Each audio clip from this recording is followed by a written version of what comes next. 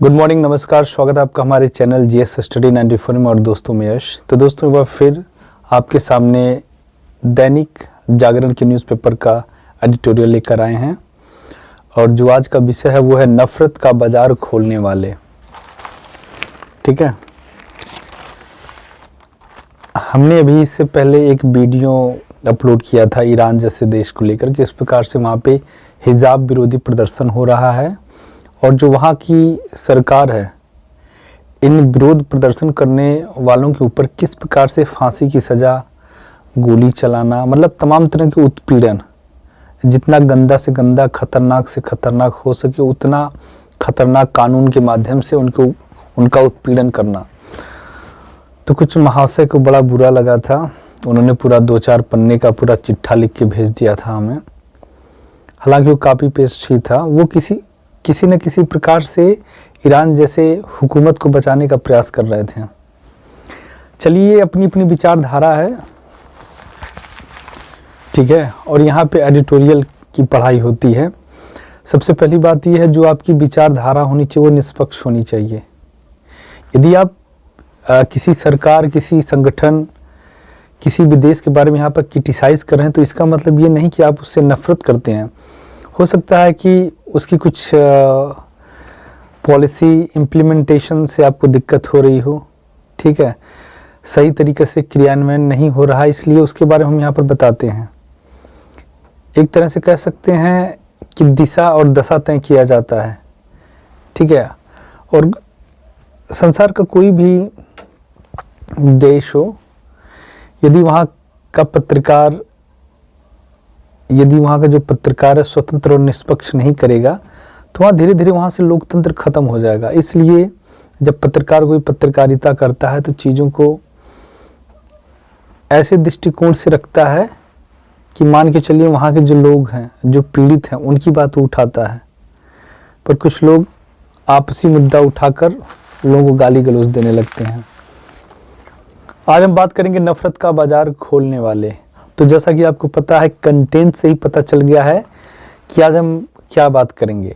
हमारे राजनीतिक, यदि हम भारतीय राजनीति के बारे में देखें तो बहुत सारे ऐसे नेता मिलेंगे, बहुत सारे राजनीतिक संगठन मिलेंगे, बहुत सारे कार्यकर्ता मिलेंगे जिनका एक ही उद्देश्य है कि किस प्रकार से, जहाँ से जिस प्रकार से वोट मिल जाए वहाँ पे उस तरह की राजनीति करें। जैसे बहुत बार आप देखे होंगे कि हिंदू मुस्लिम के ऊपर जिस प्रकार से राजनीति हो रही है, ये बहुत लंबे समय से चल रहा है। और जहाँ पे मुस्लिम मेजॉरिटी है वहाँ पे हिंदुओं को हीन भावना दिखाया जाएगा, उनको गाली गलौज भी दिया जा सकता है, ठीक है। एक हिंसात्मक अग्रेसिव जो है स्पीच देंगे। इससे क्या है, उन्हें पता है कि जो मुसलमान का वोट बैंक है वो हमारी तरफ आ जाएगा। और यही इसके बिल्कुल उलट होता है। जब किसी ऐसे क्षेत्र में जाएंगे जहाँ पर हिंदुओं की जनसंख्या ज़्यादा, मुसलमानों की कम है, और जहाँ पे उन्हें महसूस होता है कि जब तक हिंदू मुस्लिम की राजनीति नहीं करेंगे तब तक हमें वोट नहीं मिलने वाला है, तो वहाँ भी ये किया जाता है। आप भारत जैसे देश के दूर दराज गाँव में जाएँ जहाँ पे शेड्यूल्ड ट्राइब हों चाहे शेड्यूल्ड कास्ट हो, जहाँ पे ये जातियाँ निवास करती हैं, वहाँ पर किस प्रकार से विक्टिम कार्ड खेला जाता है।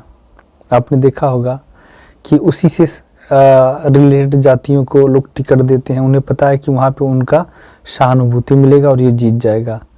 यही कारण है कि हमारे देश को एक सच्चा जो प्रतिनिधित्व करता है वो नहीं मिल पाता है, क्योंकि हर जगह हम अपना जाति देखते हैं, मजहब देखते हैं, क्षेत्र देखते हैं, धर्म देखते हैं, भाषा देखते हैं। इसी वजह से हम भारतीय ना होके कई चीज़ों में बटे हुए हैं और यही हमारी कमजोरी है। आपको याद होगा जब 2002 में गुजरात के अंदर दंगा हुआ था, तो जो साबरमती एक्सप्रेस जो ट्रेन थी जिसमें कार सेवक थे उनको जिंदा जला दिया गया था। उसके बाद 2002 में इस प्रकार से दंगा पूरे प्रदेश में फैल गया। उसके बाद बता दें, वहाँ उस समय मुख्यमंत्री पद पे थे श्री नरेंद्र मोदी जी, जो आज वर्तमान में हमारे देश के प्रधानमंत्री हैं। वो किस प्रकार से अन्य राज्यों से डिप्लॉय करते हैं, आर्मी मंगाते हैं, पुलिस मंगाते हैं, उसके बाद वहाँ पर किस प्रकार से नियंत्रण पाते हैं। फिर भी दोस्तों तकरीबन जो सरकारी आंकड़ा वहाँ पे दिखाता 750 मुसलमान लगभग 250 हिंदू मारे गए। उसके बाद उस प्रदेश में और जो चुनिंदा क्षेत्र थे वहाँ पे जिस प्रकार से राजनीति की गई थी, बहुत ही शर्मनाक थी।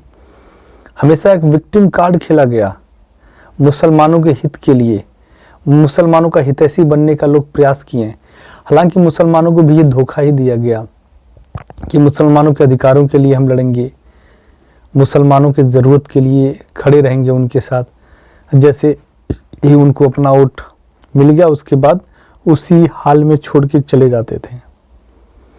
एक समय था जब 2014 में हमारे candidate as a prime minister candidate के लिए चुनाव लड़ रहे थे, हमारे जो इस समय वर्तमान में प्रधानमंत्री मोदी जी हैं।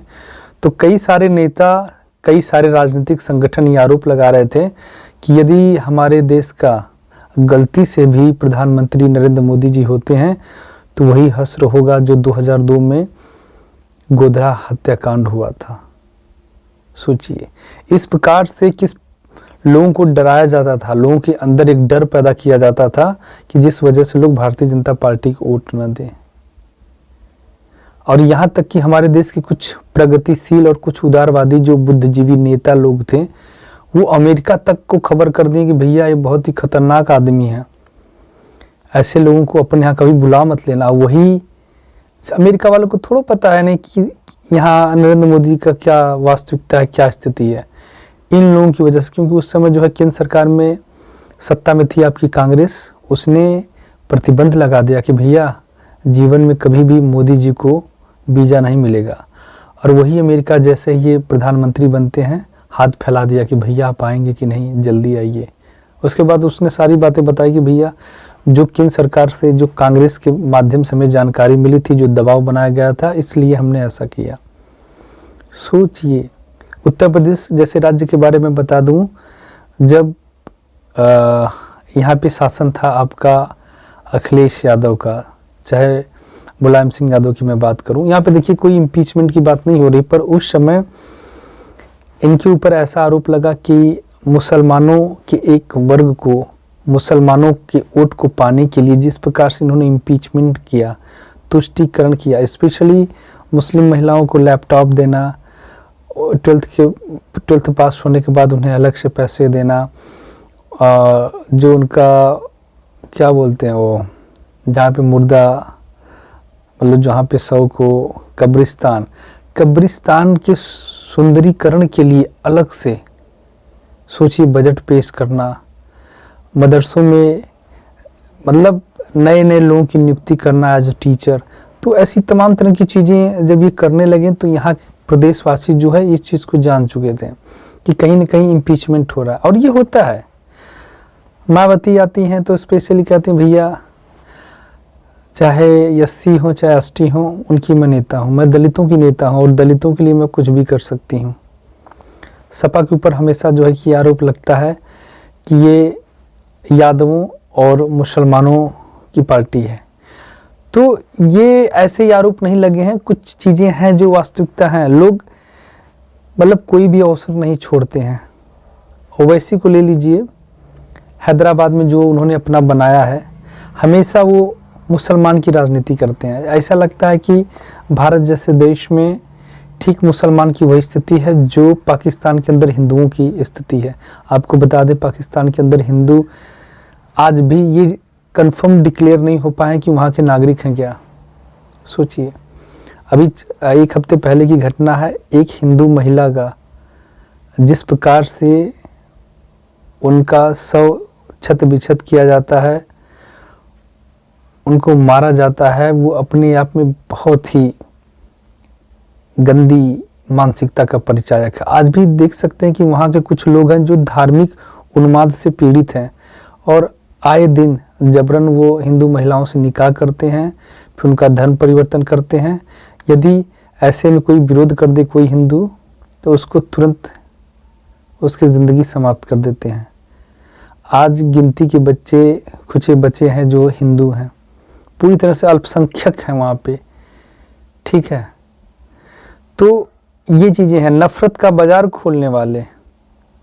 आप देख रहे हैं भारत जोड़ो यात्रा का जिस प्रकार से चर्चा हो रहा है, राहुल गांधी जी कर रहे हैं, वाकई काबिल तारीफ़ है। एक युवा नेता जो पैदल यात्रा कर रहा है, लोगों के बीच जन जागरूकता फैलाने का प्रयास कर रहा है। हालांकि जब राहुल गांधी जी से पूछा गया कि इसका उद्देश्य क्या, तो उन्होंने कहा लोगों को जागरूक बनाया जा रहा है कि आप लोग जाति से ऊपर उठ के वोट करें, धर्म से ऊपर उठ के वोट करें, भाषा से ऊपर उठकर वोट करें, किसी प्रकार की जो बैरियर हो उसे आप तोड़कर राजनीति को देखें, ठीक, और लोगों के बीच प्रेम पैदा करें, फ्रेटर्निटी से रहें, ये सारी बातें उन्होंने कहा। पर वास्तविकता ये है कि आज भी कांग्रेस पूरी तरह से बिखर चुकी है। कांग्रेस का जो जन जनादेश था वो पूरी तरह से कट रहा है। ये देखिए राजस्थान की वो स्थिति है कि जैसे लगता है कि नहीं आज या कल में वहाँ भी सरकार अस्थिर हो जाएगी। तो सबसे पहले मुझे लगता है कि राहुल गांधी जी को भारत जोड़ो यात्रा से पहले उन्हें कांग्रेस को जोड़ने का प्रयास करना चाहिए। नहीं तो यदि यही स्थिति रही तो बहुत जल्द ही कांग्रेस जो एक लंबे समय से सत्ता में थी वो कहीं तीसरी पार्टी ना बन जाए। देखिए जब तक आप सही चीज़ों पे राजनीति नहीं करेंगे, जिन चीज़ों पे आवश्यकता है उसको आप संसद में नहीं उठाएंगे, गलत चीज़ों को उठाकर संसद का समय बर्बाद करेंगे, तो अब जो है भारतीय जान चुके हैं कि कहाँ पर किसका कितना महत्व है और किन बातों को उठाना चाहिए। ठीक है, यहाँ पे देखिए लिखा है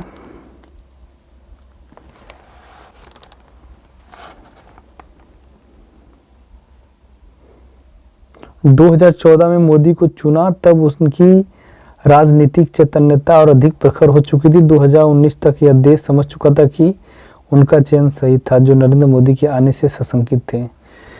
देखिए यदि देश का कोई भी प्रधानमंत्री हो, ठीक है, का चाहे मंत्री, यदि वो सही करता है तो उसके बारे में प्रशंसा आप कर सकते हैं। बता दें अच्छे अच्छे लोग थे, बहुत बड़े विद्वान प्रचंड लोग थे, जो लोग ये कहते थे कि जो आर्टिकल 370 और 35A का मुद्दा है, स्पेशली जहाँ इम्प्लीमेंट हुआ था जम्मू एंड कश्मीर में, उस समस्या का निवारण कभी नहीं होगा। पर जिस कूटनीति के माध्यम से इन्होंने उस समस्या को जड़ से ख़त्म कर दिया, ये अपने आप में काबिले तारीफ़ है।